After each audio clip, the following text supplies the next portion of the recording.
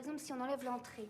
Parce qu'avec le cocktail, voilà, on se demande si ça fait pas un peu trop l'entrée plus le cocktail, hein, on se demandait. Ouais, on se faisait la réflexion par rapport au devis, peut-être de passer directement au plat principal, parce que comme on se situe déjà dans le haut de la fourchette... Ah non.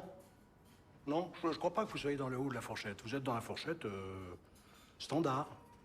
Mais si vous voulez, on peut réfléchir ensemble sur l'entrée. Faire quelque chose de plus léger. Donc de moins cher. De plus léger. D'accord. Du coup, c'est comme pour le photographe que vous nous avez proposé. Voilà, on se disait, si on enlève les bords blancs autour des photos, par exemple, est-ce que ça réduirait pas un peu le coût? Retirer les bords blancs. Oui. Mais je vais me renseigner. Je suis pas certain, hein. Mais je vais poser la question.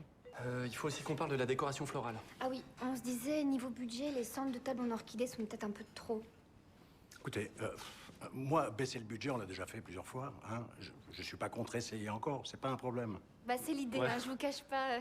Ben, j'avais un peu compris, je vous cache pas.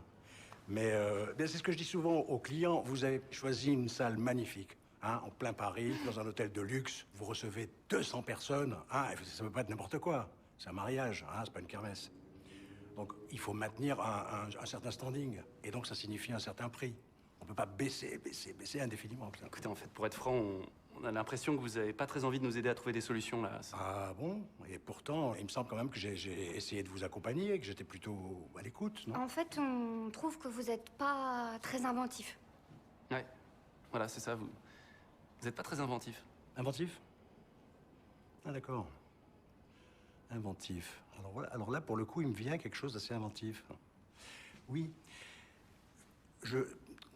On supprime l'entrée, je vous suis là-dessus.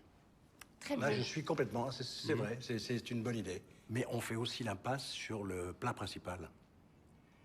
Et alors, où c'est inventif, vous demandez aux gens d'apporter des Tupperware. Avec des carottes râpées, des œufs durs. Certains préparent des salades à la maison.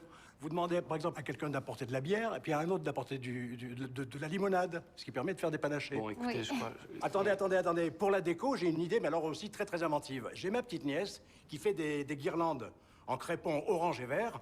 Vous pouvez mettre ça sur une table ou alors autour d'une chaise avec des bouts de scotch. Ça peut faire un truc joli. Mais je vois pas pourquoi vous le prenez comme ça. On voulait juste vous dire... Attendez, excusez-moi, je suis désolé, mais j'ai pas fini. Pour les desserts, je pense que c'est finalement pas si indispensable que ça, les milliardises.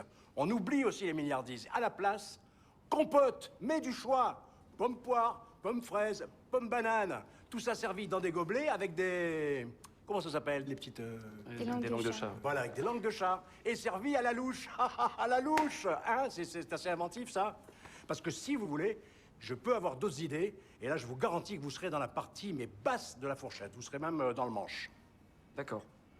Bah, on va réfléchir, hein? Excusez-moi, hein, je me suis un peu emporté. On va vous rappeler.